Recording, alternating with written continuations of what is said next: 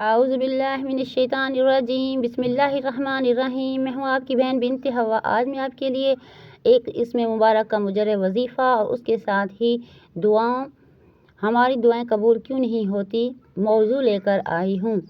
اس کے ساتھ ہی آپ نے میری ویڈیو کو فل واچ کرنا ہے، لائک کرنا ہے اور میرے چینل کو سبسکرائب کرنا ہے۔ اس کے ساتھ ہی جو آپ کے مسئلے مسائل ہیں یا آپ کے عزیز و اقارب میں کوئی مسئلے مسائل ہیں یا کوئی ایسے ہمسائے ہیں جن کے اگر مسئلے مسائل کو یہ وظائف بتائیں، آپ کو جو فوائد ہوں ان کا پھر مجھے کمنٹس میں بتائیں، یہ آپ کی مہربانی ہوگی۔ جو لوگ سبسکرائب کر چکے ہیں ان کا تہہ دل سے شکریہ ادا کرتی ہوں۔ پورے امت مسلمہ کے لیے سب کے لیے یہی دعا ہے، اللہ آپ کو ہستی بستی صحت مند زندگی گزارنے کی توفیق دے اور اللہ کے راستے پر چلائے، آپ کے بچوں کو لمبی زندگی دے، آپ کے ماں باپ کو لمبی زندگی دے، آپ کو خوشحال کرے، میرے مسئلے مسائل بھی حل کرے، آپ سب کے مسئلے مسائل حل کرے، اللہ تعالیٰ رحمت کرے ہم سب مسلمان بہن بھائیوں پر، آمین ثم آمین یا رب العالمین۔ اس کے ساتھ چلتے ہیں کہ بات یہ ہے کہ ہماری دعا قبول کیوں نہیں ہوتی۔ بسم اللہ الرحمن الرحیم۔ ایک مرتبہ حضرت ابراہیم حضرت ابراہیم ادہم رحمۃ اللہ لوگوں نے کہنے لگے، اللہ تعالیٰ کا فرمان ہے ادعونی استجب لکم، اللہ تعالیٰ کا فرمان ہے ادعونی استجب لکم، مجھے پکارو میں تمہاری پکار کا جواب دوں گا۔ ہم عرصہ دراز سے اللہ کو پکار رہے ہیں، وہ ہماری پکار کا جواب نہیں دیتا، ہماری دعائیں قبول کیوں نہیں ہوتی؟ حضرت ابراہیم ابن ادہم رحمۃ اللہ نے فرمایا، اے اہل بصرہ، تمہارے دل میں 10 چیزیں مر چکی ہیں، تم نے اللہ کو پہچان لیا لیکن اس کا حق ادا نہیں کیا۔ نمبر 2، تم اللہ کی کتاب پڑھتے ہو لیکن اس پر عمل نہیں کرتے۔ نمبر 3، تم رسول اللہ صلی اللہ علیہ وآلہ وسلم سے محبت کا دعویٰ کرتے ہو حالانکہ اس کی سنت کو چھوڑ بیٹھے ہو۔ نمبر 4، تم شیطان کے ساتھ عداوت رکھنے کا دعویٰ کرتے ہو جبکہ تم اس کے خیالات سے موافق رہتے ہو۔ نمبر 5، تم کہتے ہو کہ ہم جنت سے محبت کرتے ہیں حالانکہ تم اس کے لیے کوئی عمل نہیں کرتے۔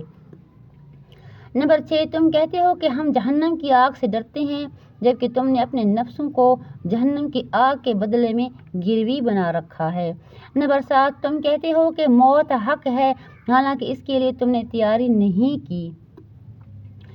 نمبر 8، تم اپنے بھائیوں کے عیوب تلاش کرتے ہو یعنی عیب تلاش کرتے ہو جبکہ وہ عیبوں کے متعلق خبر نہیں رکھتے۔ نمبر 9، تم اللہ کی نعمتیں کھاتے ہو لیکن اس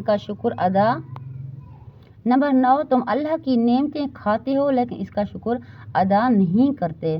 نمبر 10، تم اپنے مردوں کو دفناتے ہو لیکن اس سے عبرت حاصل نہیں کرتے۔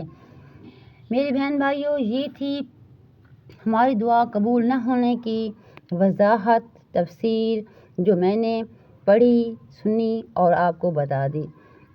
اب آپ کا کام ہے اور میرا کام ہے ان پر عمل کرنا، اللہ ہمیں عمل کرنے کی توفیق دے۔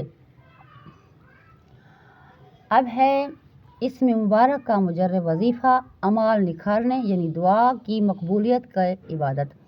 دعا کیسے قبول ہو؟ دعا الماجد اسم مبارک ہے، الماجد بزرگی والا، بڑائی والا۔ جو شخص یا ماجد کو وظیفہ بنا لے اس کا قلب منور ہو اور اعمال اور دعائیں قبول ہوں گی۔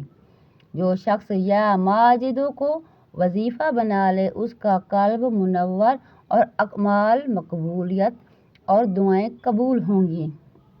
سبحان اللہ۔ قبولیت عبادت کے لیے دعا ہے، ربنا تقبل منا انک انت السمیع العلیم۔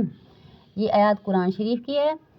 ربنا تقبل منا انک انت السمیع العلیم، ربنا تقبل منا انک انت السمیع العلیم۔ میں نے 3-4 بار پڑھ کر آپ کو سنا دی، انشاءاللہ آپ کو یاد ہو جائے گی۔ فائدہ اس کا یہ ہے، یہ دعا اللہ تعالیٰ نے حضرت ابراہیم علیہ السلام اور اسماعیل علیہ السلام کو خانہ کعبہ کی تعمیر کے موقع پر سکھائی۔ ہمیں بھی اپنی عبادت کی قبولیت کے لیے دعا مانگنی چاہیے۔ ہر شخص کی دعا قبول ہوتی ہے جب تک کہ وہ جلدی نہ کرے۔ ہر شخص کی دعا قبول ہوتی ہے جب تک کہ وہ جلدی نہ کرے۔ یہ ابن ماجہ کی روایت ہے۔ اس کے ساتھ ہی اپنی بہن کو دیجیے اجازت۔ لائک، شیئر اور سبسکرائب کی گزارش ہے۔ اللہ آپ کو خوش رکھے۔ اللہ حافظ۔